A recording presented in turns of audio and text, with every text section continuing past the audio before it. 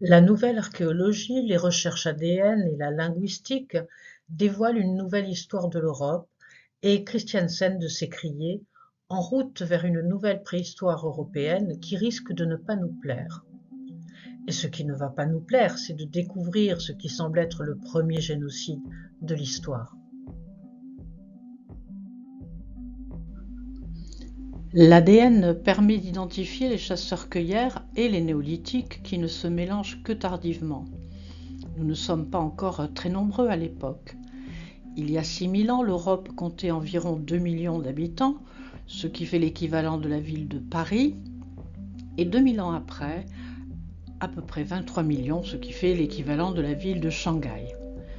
Au début de l'âge de bronze s'observe une chute de la population, mais surtout une modification dans les lignées ADN. Que s'est-il donc passé pour qu'en quelques centaines d'années, les lignes féminines se soient perpétuées et que nous n'ayons plus aucune trace des lignées masculines néolithiques ?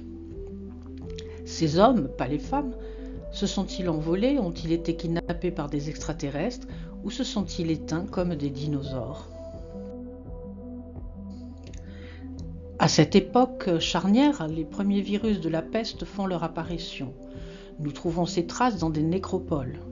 Mais il est difficile d'imaginer qu'elle ait décimé uniquement les hommes agriculteurs. À notre connaissance, les migrations ont toujours existé, jusque-là sans trace de génocide. Aucune trace de ce type ne s'observe à l'arrivée de Sapiens sur le territoire de Néandertal, ni lors des migrations des Anatoliens agriculteurs. Le fait est que nous migrons en famille, hommes, femmes, enfants et animaux, ce qui est attesté jusqu'en Irlande. Dans ce contexte, il y a de la place pour tout le monde et nous n'avons pas besoin de guerroyer, nous pouvons subvenir à tous nos besoins, y compris celui de se reproduire. L'esprit du temps semble lui aussi jouer en ce sens, la guerre n'est pas au programme des représentations. Il se trouve une différence importante au moment de la migration des proto-indo-européens, les Yamnaya, qui est une colonisation par les hommes. Voici les chiffres produits par Christian Christiansen du rapport homme-femme migrant. C'est-à-dire qu'on voit bien que dans les migrations néolithiques, le rapport homme-femme est pratiquement égalitaire, alors qu'à l'époque des migrations des steppes, il est complètement différent et il y a vraiment très peu de femmes. Nous savons aussi que ces envahisseurs traversaient l'Eurasie en bande de jeunes guerriers masculins et très peu de femmes. Lorsque nous trouvons un ensemble de squelettes, ils dévoilent environ une femme pour 18 hommes.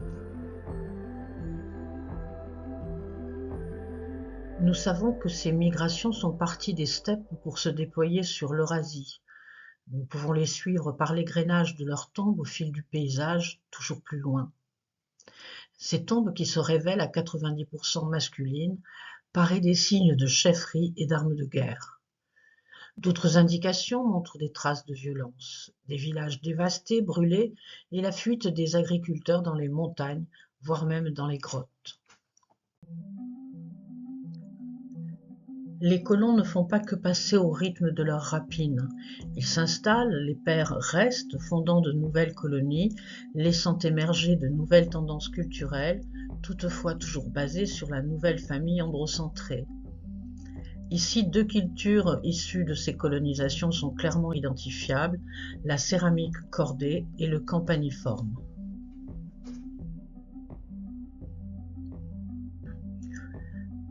Voilà ce que dit l'ADN. Le fils puiné du couple Yamnaya d'origine part à la conquête de l'Eurasie. Sa compagne est identifiée par l'ADN comme native des peuples d'agriculteurs. Il s'installe et fonde un foyer androcentré. Le fils de cette union partira à son tour jusqu'à atteindre les rives de l'Europe et s'installera lui aussi accompagné d'une fille des agriculteurs en développant la culture de la céramique cordée par exemple. Ainsi s'est propagé l'ADN qui coule grandement dans nos veines. De l'ADN des agriculteurs, nous ne trouvons que les traces de lignée féminine et pour finir, plus aucune trace de lignée masculine. Que sont donc devenus ces hommes ?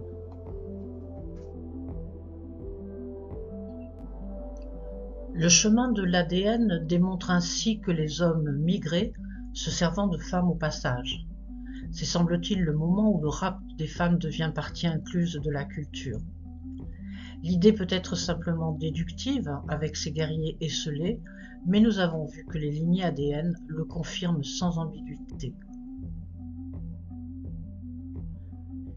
Ces hommes qui semblaient préférer la fourche à l'épée, où sont-ils passés? L'hypothèse solide est qu'ils se soient éteints. Ils sont morts.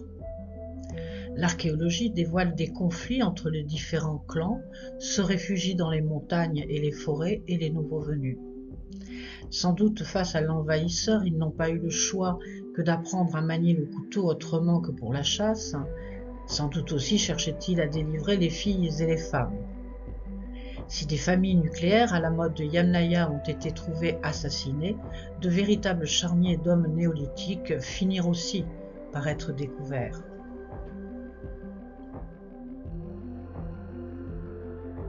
Les mythes nous racontent les méandres psychiques humaines qui les projettent. Certains d'entre eux nous montrent l'exact reflet de ce qui s'est passé, intégrant le mode de pensée et les croyances. Des hommes cornus, aux jambes de bouc ou de taureau, descendent de leurs montagnes, de leurs forêts, pour affronter le nouveau dieu plus solaire et guerrier. À chaque fois, le seigneur des forêts est vaincu. Pour aller plus loin, tout un ensemble d'ouvrages, parmi lesquels se trouvent les travaux de Christiansen, David Anthony, Gérald Harman, mon ouvrage qui synthétise ces travaux, La pierre, le potager et la hache de guerre. Vous trouverez dans la description de la vidéo un lien vers une conférence de Christiansen qui traite du sujet que nous venons d'aborder.